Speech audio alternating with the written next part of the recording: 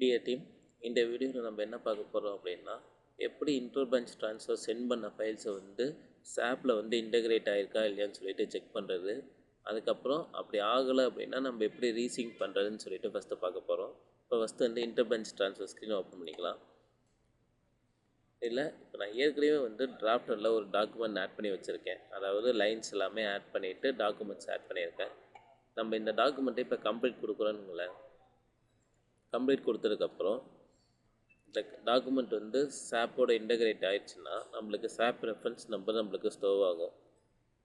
So இப்போ இந்த document வந்து SAPோட இன்டகிரேட் ஆகிடுச்சு. இந்த டாக்குமெண்ட் நம்பரை வந்து காப்பி பண்ணிவிட்டு இதை லாகில் போய்ட்டு எப்படி செக் பண்ணுறது அப்படின்னா, இந்த டாக்குமெண்ட் நம்பரை காப்பி பண்ணிவிட்டு SAP இன்டகிரேஷன் லாகில் SAP IBTS API லாகுன்னு இருக்கும். ஸோ இதில் போயிட்டு வந்து நம்ம அந்த டாக்குமெண்ட் நம்பர் கொடுத்தோம் அப்படின்னா நம்மளுக்கு வந்து அதோட லாக் வந்து இங்கே ஸ்டோவ் ஆகும்.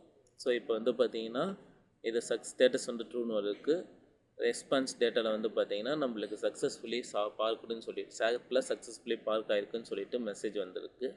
இன்கேஸ் இந்த இடத்துல யாராச்சும் எரர் வந்துச்சு அப்படின்னா, அதாவது இன்கரெக்ட் பேலன்ஸ், அதை வந்து வேறு ஏதாச்சும் ரீசன்ஸில் இஷ்யூ வந்துச்சு அப்படின்னா நம்ம ரீசிங் பண்ணுறதுக்கு பார்த்திங்கன்னா SAP இது இன்டர்பேங்க் ட்ரான்ஸ்ஃபருங்கிற ஃபோல்டரில் SAP IBTS API ப்ராசஸ்னு இருக்கும். இதில் போயிட்டு அந்த டாக்குமெண்ட் நம்பர் கொடுத்து நம்ம வந்து ஒரு ஸ்டார்ட்னு கொடுத்தோம்னா அந்த டாக்குமெண்ட் சிங்க் ஆகிக்கும்.